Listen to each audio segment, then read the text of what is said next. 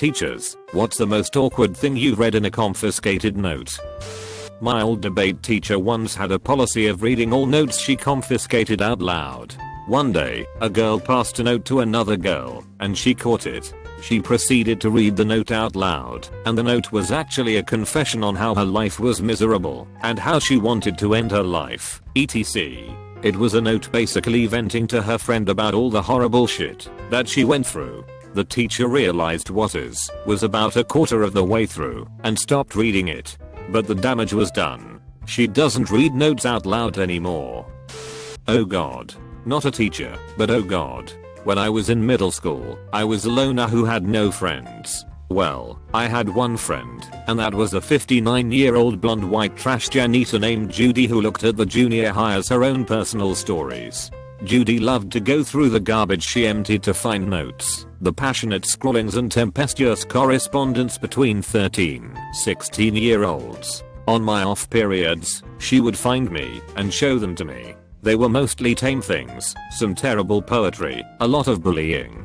But the most sexual notes, terrible teenage porno-inspired writing, were in familiar handwriting. Between an older boy, 16/17, and a younger girl, my age, 13/14, they detailed every sexual encounter, lurid details, arranged meetings, and jealous accusations, all within dozens of notes Judy found over the school year. Bad drawings of anatomy peppered the notes, as did terrible trashy come-ons. Breakups and reconciliations, both laid out in pretty vulgar detail, were written on page after crumpled page that had once been committed to the trash, which Judy would routinely fish out and save. They were the source of a lot of speculation and entertainment on my part. It was hilariously shocking when I realized the girl was the biggest, loosest bully in my grade, but mortifyingly embarrassing when I realized the sexual fantasies laid out in the mail's hand were my brother's. My sister is a teacher, so I just asked her. She said she took a note away from a guy who received it from a girl 3 seats away. It read, "I'm gonna suck your dick dry, pappy." She teaches 6th graders. My so is a 7th grade teacher. Her big sister is also a teacher in the same school. The note said, "I wonder if milliseconds' sister knows how hot she is. She has the best ass ever. Milliseconds has better tits, but her sister's ass is amazing. She brought it home and showed it to me. I thought it was funny as hell. She did not." I'm not a teacher, but I have something related. In 5th grade, there was this weird kid who always sat in the corner, didn't pay attention in class, and was always drawing. He never threw away his drawings, though, and he never took them home. So near the end of the year, papers were coming out of literally every crack in the desk. Well, one day, he got up from his desk, tripped, and spilled the contents of his desk everywhere. The teacher had the 3 of us closest to him get up and help him pile everything back together. So I got down to help, and as I was going through his papers one at a time, when I saw something that still creeps me out to this day. It was a drawing of Jinx. Pokemon had just started getting popular, and he was obsessed, and it was really good. Every detail was almost perfect. The hair, the lips, the skin tone, the boobs, the clee. Oh, did I mention that he'd drawn Jinx fully nude? I wasn't a social genius as a kid, but even 5th grade me knew that if I ever breathed a word of this to anyone, that guy's social life would been over. So I never spoke a word of it, until now, of course, where I'm admitting it to 6 million people. TL, Dr. Weird Kid in class drew a graphically nude Pokemon that I found on the floor. I once had a note confiscated from me in the 4th grade. It was from a boy, my boyfriend, about how I would need to convert to Judaism before we got married. My teacher took it, read it, and then went out in the hall and shut the door. We could still hear her laughing, though. Taught high schoolers for a short time. 2 girls in the class were real sweet, but also real talkative when they were together. After threatening to separate them if they didn't shut it, they started passing notes. I caught them in the act. I joked about reading it aloud, and one of the girls turned bright red. She wasn't pleading verbally, but the look she gave me made me glance over the note before I did anything. Put new batteries in my Vibe last night. It feels crazy. I folded the note, put it in my back pocket, and told them to knock it off. No notes were passed again. I still have that scrap lurking in some folder of ephemeras somewhere. A few years back, the couples in 8th grade started passing composition notebooks back and forth to keep all their notes. Think about that for a second. Each couple's complete collection of hormone-crazed notes compiled in one notebook. A notebook resembling those you use in many of your classes. And these kids are horrible about forgetting shit, so they were always laying around the room. I made a hobby of flipping through these. Think Us Weekly. But substitute the celebrities for adolescents with few social inhibitions. Then there was the day I came across one for a seemingly innocent, typically awkward couple. I think I've repressed some of the details, but once they started describing acts of face sitting, I retired from the note reading hobby. Now I just throw them away. This was told by my now retired history teacher, who had been teaching for over 50 years. This particular story takes place when he started teaching at what was apparently a really ghetto school. One day, he intercepted a note that a girl was passing back to the guy who sent it to her. It read, "How about giving me a blowjob, $5? The girl's response read, "Who do you think I am? $7. One time I found a note where both female participants had apparently engaged in drunken sex over the weekend with random guys. They described their stories to one another in detail and then expressed their hopes that they were pregnant. They could take pregnancy tests together. Yay. Neither of them should have ever been allowed to procreate, much less at age 15. Another girl wrote in a letter to her friend that she intentionally had unprotected sex with her boyfriend in the pursuit of pregnancy. At age 16. WTF is with these girls? I found a note crumpled on the floor in the hallway once, but didn't know which student wrote it, which is unfortunate, because he/she needed serious counseling. He/she kept talking about the dark place in their head, how crappy their home life was, and how they liked cutting themselves to relieve stress. I felt sad for that person. I also confiscated a hand-drawn cartoon being passed around. It had 2 scenes. The first was titled Fred Flintstone Giving Dino a Bone, and it featured a happy dinosaur begging for a meat bone. The second scene was titled Fred Flintstone Giving Wilma a Bone, and it featured, well, let's just say that Wilma looked pretty happy. My 11th grade English teacher, an Indian man, confiscated a drawing of him wearing traditional Indian woman garb. He lectured for the entire class on why Indian women, not men, wear a bindi, forehead. His name was T. Bagwandin, and he allowed students to call him T. Bag. I'm pretty sure he didn't know what it meant. In fact, I'm pretty sure he didn't know English well, because he wrote what as what. Kid in my class wrote Cora's mom's a cougar, and passed it to Corey, so Corey wrote fuck Harsh he's a thunderc and passed it to Harsh, but got intercepted by Andrew. Andrew wrote fuck yeah, and gave it to Tyler. Tyler makes a shit ton of noise opening it, and laughs so loud. Teacher walks over, looks at it, says outside now. Kids had to beg their way out. This was all in middle school too, just when we first started learning these words. Like many of the folks in this thread, I'm not a teacher. But when I was in 1st grade, I learned the hard way that passing notes can lead to some rather unpleasant consequences. I went to a small Catholic school as a kid, which included every age group from kindergarten to 8th grade. As a result of this, some of the older kids would occasionally be tasked with chaperoning the younger ones during activities and events.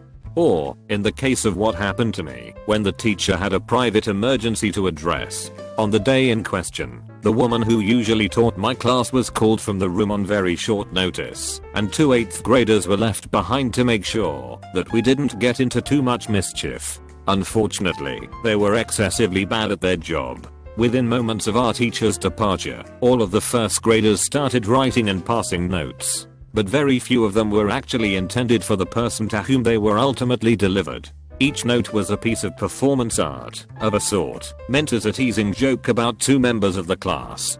See, a rumor had been going around that a couple of kids named Stephen and Katie were in love with each other, and the vast majority of the notes being passed were counterfeit correspondence between the 2 of them. Dear Katie, one note might read, I want to kiss you. Love, Stephen. At first, anyone who wrote a fake note would try to deliver it to either of the alleged lovebirds. As could be expected, though, both Stephen and Katie soon got sick of receiving these disingenuous documents, and they started to refuse them on site. Still, not content to let their hard work go to waste, anyone who wrote one of the notes and had it rejected would then circulate it around the classroom so that everyone else could admire their hysterical handiwork. Dear Stephen, I want to hug you. Love, Katie. Dear Katie, I love you. Love, Stephen. Dear Stephen, I think you are handsome. Love, Katie. Dear Katie, I want to have hot sex with you. Love, Stephen.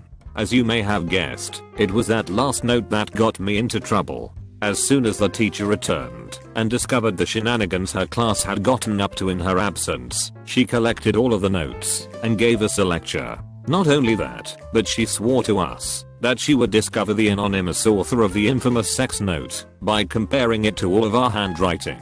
One by one, each of the students in class were tasked with writing Dear Katie on a piece of paper, which the teacher would then compare to the note she had confiscated. Being the innocent young fellow that I was, I made a special effort to write as well as I possibly could, and I smugly smirked when I saw that several of my classmates had, perhaps intentionally, now that I think about it, misspelled both Dear and Katie during their own handwriting tests. The result of this was that I, the only one who had spelled both words correctly, was named as the culprit behind the vulgar missive. Even though, as I insisted, I hadn't written it. I promise, Mrs. T. I said, probably sounding a bit frantic. I didn't write that. I couldn't have written that. Oh. My teacher replied. Why is that? Had I been a little more level-headed, I might have thought to tell her that. At the time, I didn't know what sex even meant. Oh, sure, I knew about the birds and the bees, but I'd been told that the act of copulation was called making love, because when a mommy and a daddy love each other, they want to make more love. As it happened, I chose instead to show her all of the notes that I had written. To another classmate, a girl named Janelle. See, I said, thrusting the notes at my teacher. I was writing to Janelle. She wrote back to me. I couldn't have written that note because I wrote these. Without another word, my teacher went through the small library of letters that I'd handed her. I'm sure she was only checking the handwriting again, but looking back, I can't help but blush a little bit about the things she must have read. Then again, maybe she thought they were sweet. After all, it's not every day that a first grader proposes. I'm a principal at an elementary school. One of our teachers had a terrible case of food poisoning. She brought her own lunch, not the school lunch. And I had to fill in for her because we can't find a sub midday. Within 2 minutes I intercepted this note. We are lucky to have Principal McCorsomabus substituting. Now we have the privilege of staring at that tub of lard all day long. If I were him, I'd walk my fat ass right into oncoming traffic. Not a note Peresi. I had seen a comic book making the rounds. It wasn't disrupting the class, and it was reading, so I let it go for a while. Finally, I made my way over there. It was extreme gay hentai. Giant phalluses everywhere. Man buttholes everywhere. The young males that were passing it around were very openly homophobic in that way only 8th grade male jocks can be. That one went right to the principal. I'm not paid enough to explain that to several moms and dads. Around 8 years old or so, my best friend was moving. Military base school. Everyone moved frequently. I sent him a note asking him to ask Jane Smith, obviously fake name, out for me before he left. If she said no, please ask Janice Doe, also fake name, out next. Teacher read it and everyone, but me, had a good laugh. Okay, so the teacher caught me passing a note to a friend. I jokingly decided to send a gay note to a friend of mine, sitting 2 desks away from me. Little did I know, the teacher caught me laughing at the note when my friend passed it back, replying with a WTF. The note went something like this. My veiny, turgid cock is throbbing to the thought of your warm shaft in my ass. With each second that passes, my cock pulsates to the smell of your hairy cock in my mouth. I shake with euphoria knowing that, when I get home, I can masturbate to your handsome face. Since the teacher saw my friend passing the note to me with a reply, he thought it was originally made by my friend. He read it in his mind, and gave him a fucked up look, and returned the note. My friend was known as the cocksucker from then on.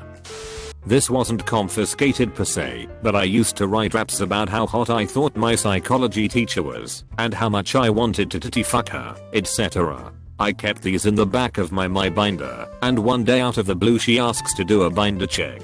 I forget to take these out, and when my binder was returned, all of them were in the front pocket, and she never said a word about them to me. I have no clue what went through her head. I was a tar in a genetics lab, and while cleaning up at the end of the day the professor came up to me and showed me the back of an assignment on which some student had scrawled something odd. It read like a cross between a poem, a prayer, a Bible passage, and hex or something. The student who wrote it was from another country and did not speak or write English well. There was nothing explicit or specific enough for it to be an actual red flag, just creepy as fuck, and the student was always nice, so we just chalked it up to some weird ass poetry. My best friend and I kept a notebook filled with notes we would pass back and forth. It just made it easier than passing around a single piece of paper. No teacher really questioned us passing a book, until we got a student teacher in our English class that was literally 4 years older than we were. 12th grade, he confiscated the book as she was handing it to me. Not only did he read it aloud, but he wrote the contents of the last 2 pages on the board and corrected every grammatical mistake, discussing with the class why it was wrong and what we could do to improve our writing. This was especially mortifying for my best friend, because she had just written that she thought she might have a crush on me and wasn't sure what to do next because she was straight. A good friend of mine in middle school was kind of a troublemaker and didn't have a very good relationship with the principal. He wrote a note saying that he was going to kidnap the principal and put her in a wood chipper. If I remember correctly, he got suspended.